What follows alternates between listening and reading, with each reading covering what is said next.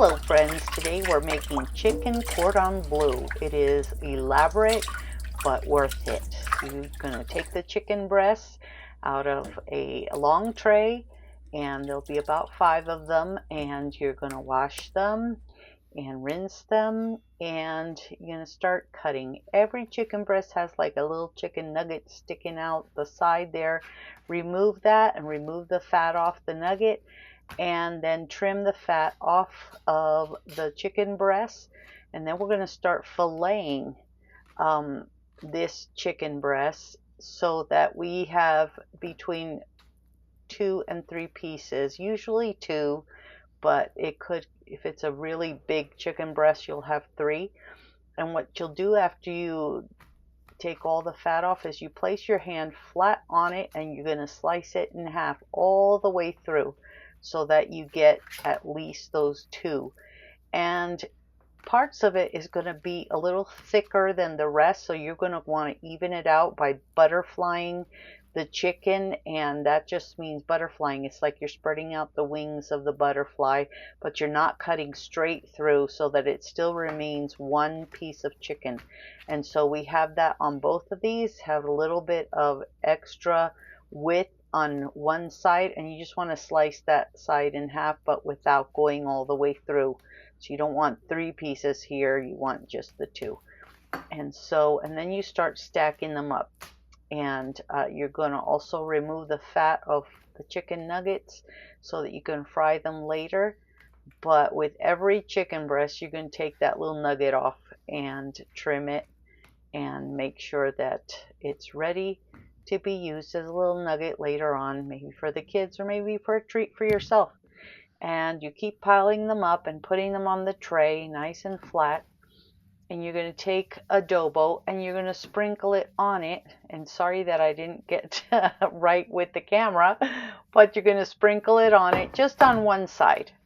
So this is going to have quite a bit of flavor with ham and cheese, and so just on one side you want to sprinkle the nuggets a little bit. If you don't have adobo, just use salt and pepper. Maybe want to add garlic powder, onion powder, whatever you'd like, and you can season it to your preference. Then we're going to have some flour, egg mixture, and some breadcrumbs. And to the flour and egg mixture, you want to add a little salt and pepper or adobo, and just season it because the breadcrumbs are already seasoned.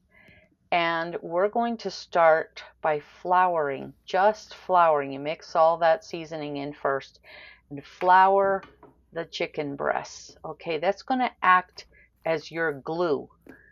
You'll see later how this becomes like glue to close up the gaps so that the cheese is not melting through, even though some of the cheese is going to melt through, and that's okay. You just scoop it up with whatever cordon bleu you have and serve it like that. But this can be very elegant, and you could take a lot of time to make it perfect, but we're just going to do it as best we can. It's going to taste delicious and look great no matter what. So when you have all the ones on the pan floured, you're going to want to put the other ones right on top. Everything is raw, so we're good. And you put it right on top, and you're going to do the same thing. You're going to season that one side with adobo, and then you're going to flour these with, on both sides with the flour. Make sure you get every part of the surface done, and that's going to be your glue for your cordon bleu. Now this is you got your nuggets there, flour those, and I just put these away for another time, and I'll fry them later. And now we have Swiss cheese, which is very important that it be Swiss cheese, but if you don't like Swiss cheese, then use American or something else. We have Swiss, we have ham slices, and I put about 2 slices there, and we cut those in half. And then I do a half a slice of smoked Gouda just because I had it. I don't usually put smoked Gouda in there, but it came out great with the smoked Gouda. And then you're going to put it together, and you're going to kind of glue the sides with that flour. You'll see how it sticks for the most part, and if it doesn't, you could take a little bit of egg and you can add it there with a little bit of flour or the breadcrumbs, and it will stick. And so we're going to try this again. 2 slices of ham, and we're going to fold those in half, and 1 slice of Swiss and half a slice of smoked Gouda.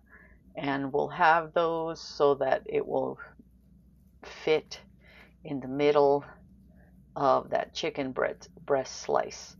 So, and just glue it, fold it over. Anything that's sticking out, fold it in so that it's all nice and together. And you keep doing this until you get like all of them done.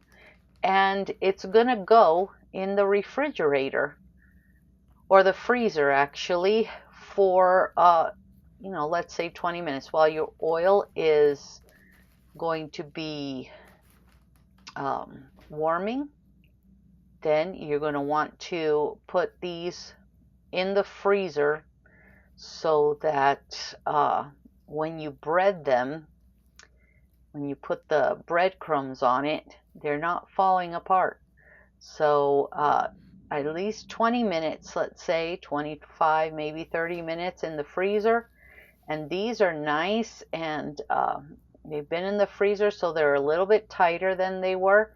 And just keep folding things over if there's any gaps.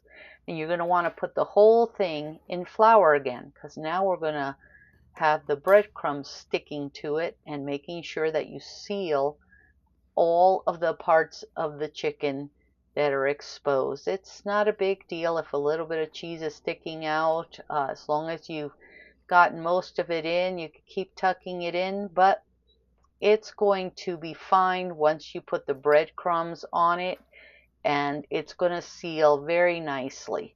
So you just seal it right now. Since it's been in the freezer, it's a little firmer, and you seal it, and then you want to make sure you put flour everywhere, all around those little holes.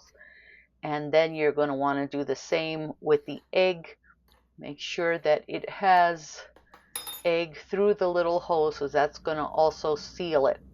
And we're going to put these back in the freezer when we're done flouring and egging and breadcrumbing all of these. And so as soon as you have the tray ready, you put it back in the freezer, and this is the time actually for you to put on the oil so that it will start heating up.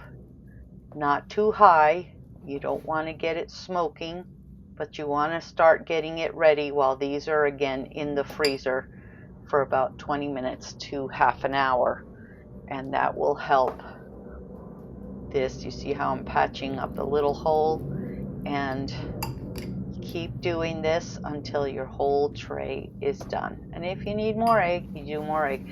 I also put a little bit of water in the egg just to make it a little looser, so just maybe like a tablespoon for the 2 eggs. And if you add an egg, just add a little half a tablespoon of water. It just helps it be liquidy and not kind of slimy like eggs come. And here we have our tray, and we put it in the freezer so that it gets nice and cold, and it's ready for frying. Now we're going to be frying, here they are out of the freezer. We're frying them just to bake, and here we're frying them just to crisp up the outside and seal it. So we're going to seal these in the oil, and then we're going to bake them for the rest of the time. So you see how nice and tight they are. Our oil is boiling, and when you start frying these, put the oven on to 350 so that you're ready to put these in the oven after all of them have been fried. And so you're only going to do it a couple minutes on each side, and you're going to see they're going to turn nice and brown on the underside. Be very careful that you don't have it on high, that you have it kind of a medium high or a little less. And you're going to just turn them after a couple minutes, and as soon as they're browned on both sides, try not to blacken them, but as soon as they're browned, You put them on the tray and you get them ready to put in the oven on 350 for about 25 to 30 minutes. And here they are. And we're going to make the sauce now that goes on top of these. And the sauce is 2 cups of milk and 2 cups of cream, 1 cup of Parmesan cheese, some salt and pepper to taste, 1 to 2 tablespoons of cornstarch in 1 to 2 tablespoons of water. After it gets hot, you're going to add that to thicken it up, and then you're going to add the stick of butter and enjoy that. And it'll be between half a stick and 1 stick of butter, whatever you think, whatever you like. You can omit the butter if you don't want it to be as fatty, but it really is delicious. And here's the final product. Wonderful chicken cordon bleu with a Parmesan sauce, and it is absolutely delicious. I hope you'll try it for a special occasion and enjoy. We're going to taste it now.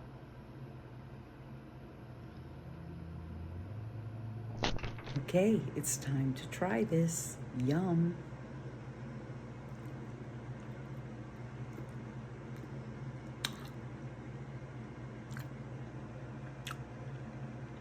It's worth the work.